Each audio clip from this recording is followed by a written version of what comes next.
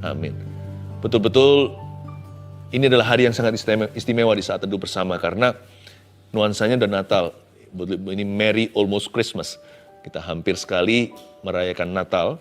Tetapi di Indonesia ini hari ibu. Kita merayakan mama. Jadi ini adalah hari yang sangat istimewa. Saya percaya pedang bermata dua akan kena ke semua orang. Baik pria maupun wanita. Khususnya perempuan juga akan diberkati hari ini. Langsung kita buka firman Tuhan. Belajar dari dua wanita yang luar biasa. Maria dan Elizabeth. Yaitu di Lukas pasal yang pertama, ayat yang ke-39 sampai 45. Beri judul hikmat dari Maria dan Elizabeth. Dua wanita ini luar biasa. Yang satu adalah ibu Yesus kita tahu. Yang satu adalah tantenya. Yesus secara manusia punya mama, tapi nggak punya papa. Karena Yesus tidak lahir dari sperma laki-laki. Tapi Roh Kudus yang menaungi kandungan Maria. Nah, Elizabeth ini adalah tante jauhnya. Karena Maria dan Elizabeth, keduanya adalah sanak saudara. Yang satu jauh lebih tua tentunya, Elizabeth. Maria itu masih muda. Ya, sejarah juga, ahli teologi juga mengatakan seharusnya usianya masih belasan. Karena zaman dulu kan orang menikahnya masih muda. Zaman sekarang tambah hari tambah tua. Nah, di hari ini, hari istimewa ini, kita akan bicara seputar pesan-pesan yang sudah kenatalan. Tapi mari kita belajar firman ya. Lalu nanti di penghujung daripada acara ini kita juga doakan wanita. Kita doakan mama. Kalau Anda tidak punya ibu, Anda bisa doakan tantenya kan. Kalau Anda sudah menikah bisa doakan istri, anak daripada mama daripada putra-putri Anda. Saya yakin hari ini hari yang sangat-sangat diberkati oleh Tuhan di Hari Ibu Indonesia. Maria dan Elizabeth kita pelajari ya. Ini untuk laki maupun perempuan ya, ini nggak hanya untuk wanita. Ayat 39, beberapa waktu kemudian berangkatlah Maria dan langsung berjalan ke pegunungan menuju sebuah kota di Yehuda. Di situ ia masuk ke rumah Zakaria dan memberi salam kepada Elizabeth. Dan ketika Elizabeth mendengar salam Maria, melonjaklah anak di dalam rahimnya. Dan Elizabeth pun penuh dengan Roh Kudus. Lalu berseru dengan suara nyaring, diberkatilah engkau di antara semua perempuan dan diberkatilah buah rahimmu. Siapakah aku ini sampai ibu Tuhanku datang mengunjungi aku? Sebab sesungguhnya ketika salammu sampai kepada telingaku, anak yang di dalam rahimku melonjak kegirangan.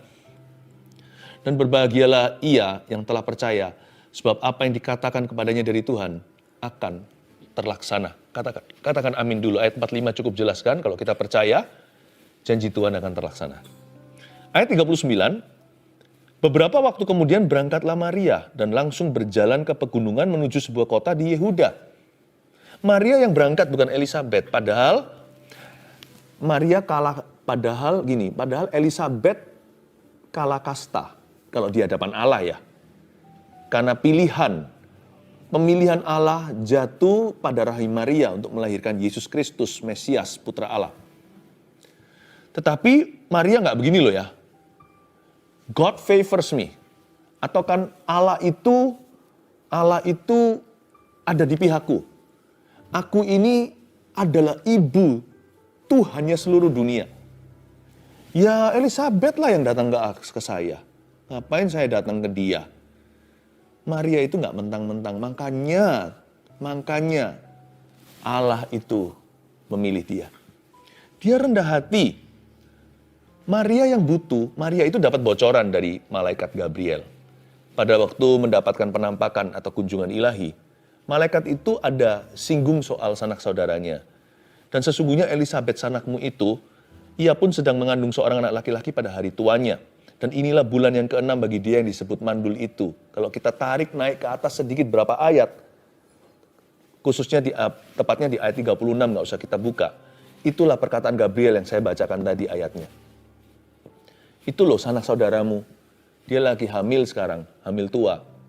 Bukan hanya dia tua, lalu hamil karena dia mandul. Tetapi dia juga hamil tua, ini sudah bulan ke-6 nih. Ketika sekarang kandunganmu dinaungi Roh Kudus, dia 3 bulan lagi melahirkan. Dia tahu itu, Maria langsung berangkat. Padahal jauh loh. Jarak yang ditempuh kurang lebih 100 kilometeran. Karena sebuah kota di Yehuda, tepatnya kota pegunungan, ini bisa jadi Hebron. Dari mana Maria berada, yaitu di daerah Galilea, utara Israel, turun ke Hebron, jauh di bawah. Saya itu kira-kira 100 kilometer jikalau bukan 100 mil. Itu jauh. Tapi Maria tempuh. You want to know why? Mau tahu kenapa? Dia nggak sembarang untuk mencari penghiburan. Maria itu tentunya sempat kebingungan. Masa akulah hamil sedangkan masih perawan? Mungkin satu-satunya yang bisa memahami aku dalam situasi seperti ini adalah sanakku. Karena dia disebut mandul. Dia pasti memahami apa yang sedang kulalui. Tuhan tuh nggak pernah membiarkan kita sendiri dalam pergumulan kita. Jangan pernah merasa sendirian. Stres kita itu jangan dipercayai. Aku satu-satunya orang paling malang. Nggak ada orang yang mengerti perasaanku. Enggak juga. Setiap orang punya masalah itu pasti ada kembarannya di dunia. Masalah kita itu nggak seberapa. Semua saudara seiman kita mengalami sosok kurang lebih sama. Please jangan merasa sendiri. Please jangan sampai jatuh depresi. Ya. Dan jangan juga bunuh diri. Tuhan itu bukan hanya memberi kita teman di masa-masa nyaman. Tuhan juga memberi kita kawan di masa susah. Asal jangan cari teman di tempat yang salah. Nanti malah jatuh ke tangan orang yang menyesatkan. Atau orang yang membuat kita jauh dari Tuhan. Tuhan gak pernah membiarkan sendirian. Tapi Maria sebenarnya berhak loh sebagai ibunya Tuhan. Sana Elizabeth ke sini. Tapi enggak tuh. Dia tahu diri. Dia tahu kalau dia yang butuh. Dia yang datang. Dia yang muda. Makanya dia yang pergi. Bukan Elizabeth yang sudah berusia. Jarak Hebron dari Galilea pun dia tempuh. Gak apa-apa. Lalu dia jalan ke sana. Poin pertama yang kita bisa pelajari dari Maria adalah tidak mentang-mentang setelah diangkat oleh Tuhan. Saya ajari pada keluarga Saat Teduh untuk kita itu nggak sok-sokan jadi orang. Jangan pernah ya, kalau kita sudah diberikan kedudukan atau diberikan harta benda, posisi, atau penghargaan, atau gelar titelnya, wah panjang di belakang namanya. Jadi orang, Tuhan suka kita itu sederhana. Nggak boleh kita itu mentang-mentang setelah diangkat oleh Tuhan. Ya. Saya selalu diingatkan sama Roh Kudus, sampai kapanpun juga saya tidak boleh berubah, kecuali sifat buruk saya yang harus diubah. Tapi yang lain-lainnya nggak usah berubah. Kita jadi apa adanya aja sama Roh Kudus. Di hadapan manusia juga kita nggak usah merasa seperti orang besar. Nah biasanya orang yang minder itu kalau diangkat jadi sombong sekali. Karena itu minder juga harus selesaikan. Katakan pada dirimu sendiri, aku ini bukan apa-apa di luar Kristus. Dan kalau sekarang aku nggak punya apa-apa, aku nggak usah minder sama orang yang punya segala sesuatu, asal aku punya Kristus. Lihat ya, kalau kita itu moderat di tengah hati kita di sana, diangkat kita nggak akan jatuh, diturunkan kita nggak akan mengeluh. Jadi orang itu rendah hati aja, apa adanya di hadapan Tuhan. Tidak mentang-mentang setelah diangkat oleh Tuhan. Jadi kita harus pahami ini dari sisi Maria dulu ya hikmatnya ya. Kenapa orang ini sangat-sangat dipilih oleh Tuhan? Bahkan menjadi ibu juru selamat kita. Karena Tuhan Yesus harus dilahirkan dalam didikan dan rumah tangga yang tidak mentang-mentang. Karena Yesus harus menjadi juru selamat umat manusia. Juru selamat rakyat. Rakyat jelata. Tuhan itu baik. Tuhan itu baik. Dan kita juga harus punya hati yang demikian. Dan Tuhan tidak suka orang yang sombong, Tuhan menentang orang yang angkuh. Pelajaran dari Maria adalah kerendahan hatinya. Her humility, kerendahan hati Maria itu one of a kind. Bisa-bisa saya katakan, saya berani konklusi begini, kalau di perjanjian lama paling lemah lembut rendah hati itu Musa, di perjanjian baru itu Maria. She's so humble. Wow, orang ini kalau melahirkan, coba bayangkan kalau ibunya jenderal aja. Mana mau ngalah sama orang biasa. Ibunya Perdana Menteri. Ini ibunya Tuhan. Secara manusia sih, Yesus itu kan Allah. Tapi dilahirkan dari seorang perawan untuk menjadi manusia. Agar menebus dosa kita. Tapi gimana pun juga kan, nama-namanya Maria juga keciprat berkat. Karena namanya Yesus pernah melalui kandungannya. Pernah dalam didikannya. Dalam pengasuhannya umur 12, ingat Tuhan Yesus itu tertinggal di bait Allah. Maria yang ambil kembali. Maria yang berkata, kenapa sih nak? Kamu kok gak beritahu sama papa, sama mama? Kamu ada di sini. Yusuf Maria sampai kalut mereka. Di mana ini? Putra titipan ilahi. Ya, coba bayangkan. Coba bandingkan begini, jikalau kita itu pernah didik anak les kita buka les-lesan gitu ya. Anak les kita nanti berikutnya jadi presiden sebuah negara. Bukannya kita kan bangga sama tetangga itu anak lesku dulu. Waktu dia SD dulu tuh belajar matematika dari saya, atau belajar bahasa Inggris dari aku. Pasti kita mau kredit lah, kita mau glory. Maria nggak begitu. Dia datang itu apa adanya. Dia nggak SMS dulu beritahu, ibunya Tuhan mau mampir ya. Buktinya Elizabeth waktu menerima dia, terkejut, tidak ada peringatan lebih dulu. Memang zaman dulu belum ada texting sih, belum ada yang namanya teknologi. Tapi minimal kan zaman dulu juga ada postman, juga ada tukang posnya. Ya, buktinya Paulus bisa kirimkan surat ke Galatia. Zaman-zaman itu, zaman-zaman Yesus, itu adalah, pasti bisalah sampai pesan ke sana. Tapi Maria datang gitu aja. Dia nggak mengharapkan protokol atau karpet merah. Ini orang luar biasa loh, nggak mentang-mentang dia. Pesan Tuhan di Christmas dan di hari Ibu ini, mari kita semakin rendah hati, supaya dicinta oleh Tuhan. Kalau dikasih, kita nggak perlu berbuat sesuatu. Nothing you do or don't do, tidak ada yang Anda bisa lakukan atau tidak lakukan yang bisa membuat dia mengasihimu lebih atau kurang. Kasih sih sudah diberi. Tapi supaya Tuhan tuh mencintai kita. Cinta artinya, wah, seperti jadi favoritnya Tuhan gitu. Itu harus orang rendah hati. Orang rendah hati itu favoritnya Bapak. Kita bisa punya anak ya, kasihnya sama. Buktinya kalau satu jatuh ke jurang, pasti dicari, nggak peduli siapa. Tapi ada anak tertentu yang membanggakan atau menyenangkan. Tapi ada anak tertentu membuat kita mencintainya dengan rasa duka. Karena dia nakal sekali, nggak nurut. Itu bedanya. Rendah hati itu membuat Tuhan itu mencintai kita dengan bangga. Itu Maria. Nah, kita belajar dari Elizabeth sekarang. Elizabeth ini ternyata sama gedenya hatinya. Ini luar biasa. Ini malah menurut saya lebih besar hatinya. Karena dia di pihak yang kalah. Atau di pihak yang dikalahkan. Padahal dia lebih tinggi kastanya kalau memang ada kasta. Coba saya bacakan ya. Ayat 30 dulu ya. Di situ ia masuk ke rumah Sakaria dan memberi salam kepada Elizabeth. Saya tunjukkan bahwa Elizabeth gak tahu menahu kedatangannya. Karena ketika dia masuk ke rumah Sakaria dan memberi salam kepada Elizabeth, lalu ayat 41, dan ketika Elizabeth mendengar salam Maria, melonjaklah anak yang di dalam rahimnya, dan Elizabeth pun penuh dengan Roh Kudus. Ada surprise element, ada element of surprise, ada faktor kejutan di ayat 41. Selain itu, saya yakin Elizabeth tidak tahu menahu bahwa Maria sedang hamil. Kalau seorang wanita baru hamilnya minggu pertama, kan nggak kelihatan. Nggak kelihatan. Jangan pernah kita harus mesti hati-hati. Apalagi laki-laki kadang-kadang orang sensitif. Oh, lagi hamil ya? Ternyata enggak. Waduh, itu malunya luar biasa. Ya kan, nanti kita gimana? Kita mau menjelaskan gimana. Udah jangan komentar sampai orang itu confirm sendiri. Oh, aku sudah ada isinya. Oh, selamat ya, gitu aja.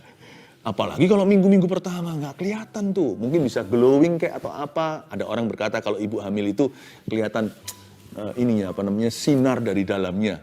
Ya, jadi lebih cantik dan sebagainya. Amin ya. Tapi nggak tentu juga sih, karena maksudnya kita nggak bisa menebak dia hamil atau enggak. Elizabeth nggak tahu. Jadi saya tahu di sini semua kata-kata Elizabeth berikutnya di ayat-ayat berikut, ayat-ayat kemudian ini semuanya itu adalah oleh karena pewahyuan dari Allah Roh Kudus. Karena dia tidak tahu menahu kehamilan Maria, kehamilan muda. Dan juga dia nggak mikir kapan kondangannya, ya kan? Dia nggak tahu kan, nggak pernah dapat undangan. Lalu tiba-tiba dia sudah hamil, belum lagi Maria masih belia. Mungkin usianya 16-17. Dan ketika Elizabeth mendengar salam Maria, melonjak anak dalam rahimnya. Lalu berseru begini ayat 42, lalu berseru dengan suara nyaring. Ya, diberkatilah engkau di antara semua perempuan dan diberkatilah buah rahimmu. Wow. Bisakah kita itu ucapkan berkat pada orang yang sudah diberkati? Nah, kalau kita itu memberkati orang yang miskin, orang nggak punya apa-apa, atau punya lebih sedikit dari kita, biasanya itu disebut belas kasihan atau amal sosial. Tapi orang gitu nggak tentu terbukti loh. Kita yang bisa kasihan sama orang lain, bisa jadi orang yang sama, yang iri sama orang yang punya lebih. Nggak tentu loh. Nggak tentu. Ya. Ada orang yang punya sifat buruk komunisme di dalam rohnya. Kalau orang nggak punya, saya bagi. Tapi kalau orang punya lebih, kok enak dia? Lebih baik dia mati. Karena hati kita penuh dengan iri. Tapi orang itu baru teruji. Bukan hanya kalau belas kasihan dengan orang yang lebih kasihan dari dia. Tapi kalau dia bisa lihat, orang yang sama atau orang yang tidak selayak dia, dapat berkat lebih dari dirinya. Bisa nggak kita berkata, God bless you, I'm happy for you. Aku belajar giat, dia yang cum laude. Ya kan? Ketika aku belajar lebih giat lagi, aku cum laude, dia summa cum laude. Saya dapat A, dia dapat A+. Waktu saya A-, dia A. Gimana ini? Kalau teman-teman yang IQ-nya nggak nyampe, kita bahkan, karena kita itu amal sosial jiwanya, kita kumpulkan, kita kasih les-lesan gratis sama mereka. Ya, adalah mereka-mereka yang bertindak seperti Koko, seperti Cici-Cici, secara akademis yang terbeban untuk teman-temannya yang kurang pintar. Tapi dia sangat keji loh, biasanya sangat-sangat kejam dengan saingannya, yang 11-12 beda tipis sama dia. Menurut saya, Elisabet itu berkata, diberkatilah engkau di antara semua perempuan, diberkatilah buah rahimmu, sama-sama hamil ajaib. Cuman yang satu dengan sperma. Tapi dia mandul. Ini Elisabet adalah Sarah versi perjanjian baru, meskipun nggak setua itu. Tapi sudah lewat masa-masa mengandung. Ini usianya sanak saudara kelihatannya seperti cousin atau sepupu, padahal sebenarnya Elisabet itu kayak tantenya Maria, jauh lebih tua. Sama-sama hamil ajaib, stealing the thunder. Loh gimana kalau Anda lagi ulang tahun atau sweet 17 atau Anda lagi menikah, tiba-tiba semua orang perhatiannya kepada seseorang, kepada saudara Anda yang, gimana kalau Anda punya spotlight atau lampu sorotnya itu dicuri oleh orang lain. Semua di seluruh kota, di seluruh desanya Elisabet dan Sakaria suaminya itu lagi membicarakan janin Yohanes Pembaptis kok. Semua lagi heboh ini. Ini loh, 2 orang suami istri dari keturunan Harun orang Lewi. Terpandang mereka itu keluarga imamat. Wah, bisu lagi keluar dapat namanya bagi anaknya. Lalu hamil tua. Semua lagi heboh, tiba-tiba datang Maria stealing the thunder. Mengambil spotlight atau lampu sorotnya. Mencuri halilintar. Bayangkan. Bisa nggak? Perempuan lah, ngomong dunia cewek. Kalau kita saya nggak terlalu ngerti, coba. Pesta sama-sama, beli gaun yang mahal dari satu desainer. Datanglah rivalnya. Pakai baju yang persis sama. Kalau nggak pulang, coba. Pulang, nggak mau pakai baju ini. Nggak mau pakai baju ini. Maria, nggak hanya itu. Bedanya dengan Maria hanyalah ada berliannya. Gaunnya sama. Maria lebih dimuliakan. Padahal kalah kasta. Maria itu rakyat jelata. Dia dari suku Yehuda. Tapi yang ini dari suku imamat. Keturunan Harun langsung ningrat. Maria itu profesinya nggak tahu apa. Biasa saja. Wanita zaman belum emansipasi. Belum punya posisi tinggi. Ini adalah imam besarnya contohnya. Semacam itulah. Dia yang membawa yang terpilih tahun itu. Menjadi the imam of the year. Yang membawa, yang langsung berhadapan dengan Tuhan di ruang tahta suci. Dan mereka dari keluarga hamba Tuhan. Keturunan Harun, kalah jauh lah. Kalah jauh. Tapi dia berseru, God bless you more than he has blessed me. Diberkatilah engkau di antara semua perempuan dan diberkatilah buah rahimmu. Waduh, coba baca lagi yang 43 ya, saya tunjukkan betapa susahnya. Siapakah aku ini? Ini bukan kata-kata yang sarkastik ya. Ya kan aku kan siapa ya kan, nggak diundang di ulang tahunmu. Nggak, itu lain cerita. Siapakah aku ini, itu dengan rendah hati, dengan hancur hati. Siapa aku ini? Sampai ibu Tuhanku. Ibu Tuhanku datang mengunjungi aku. Sebab sesungguhnya salammu, ketika salammu sampai kepada telingaku, anaknya pun diikut-ikutkan.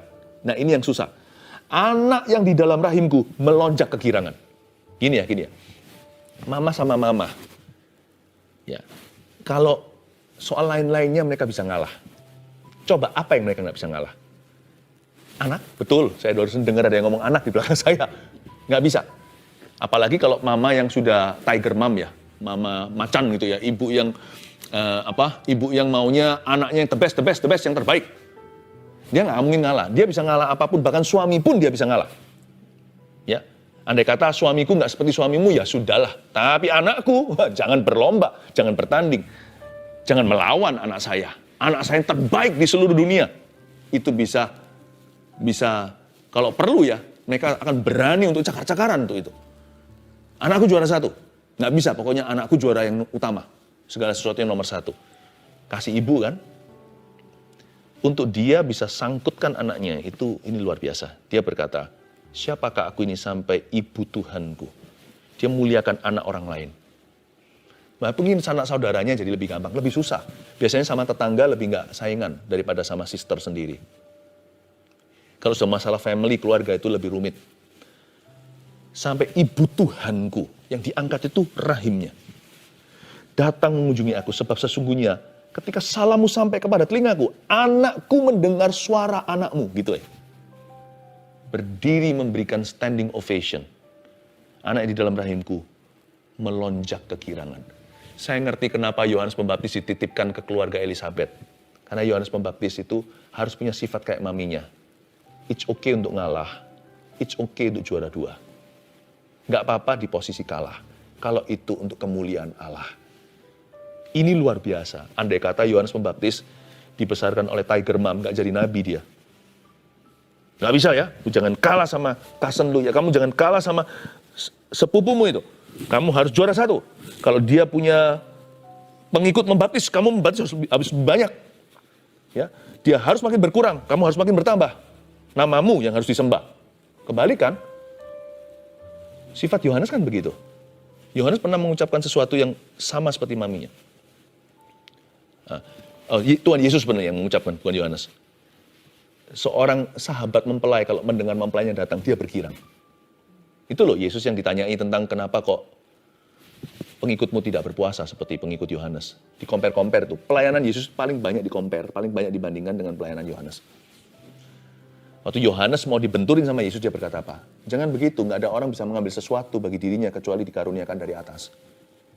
Dia harus makin bertambah, aku harus makin berkurang. Persis kayak maminya. Maminya sama Maria, mama sama mama, anak sama anak. Lalu Yesus berkata, bukankah sahabat mempelai bergirang? Dan itu Yesus alami ketika masih di perut. Yesus jauh lebih muda, 1,5 tahun. Yohanes Pembaptis mendengarkan, sahabat mempelai itu mendengarkan, mama ketemu mama, dengar suaranya. Langsung melonjak girang. Yesus berkata, Yesus menjelaskan juga hubungannya dengan Yohanes. Saya ngerti kenapa ya Yohanes itu ditaruh di keluarga kayak gitu. Yang mendidik dia, hingga dia menjadi nabi di padang gurun, adalah Sakaria, papanya yang adalah imam keturunan Harun. Mamanya juga keturunan Harun. Tapi mamanya adalah wanita yang berhati besar, luar biasa. Nggak mungkin bisa. Kalau mama sama mama, nggak ngalahnya itu anak. Ini mamanya berkata, anakku berdiri, kasih respek sama anakmu.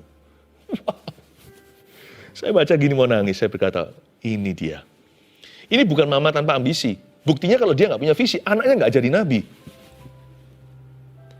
Dia punya visi, bukan ambisi. Visinya roh, bukan kedagingan. Tulis nomor 2, hikmat dari Elizabeth ini seperti ini. Tidak perlu adanya roh persaingan. Ngapain sih bersaing? Seolah-olah Tuhan itu tidak bisa memberikan karunia yang berbeda. Nggak perlulah. Katakan pada dirimu sendiri setelah Anda berusaha. Nggak apa-apa kalau aku nggak diberkati tetanggaku. Nggak apa-apa kalau aku nggak seberuntung dia. Aku nggak sesehat dia, padahal aku terus yang olahraga itu makan sembarangan. Nggak apa-apa lah. Belajar untuk berkata, diberkatilah engkau, kawanku, diberkatilah buah rahimmu. Bisa nggak?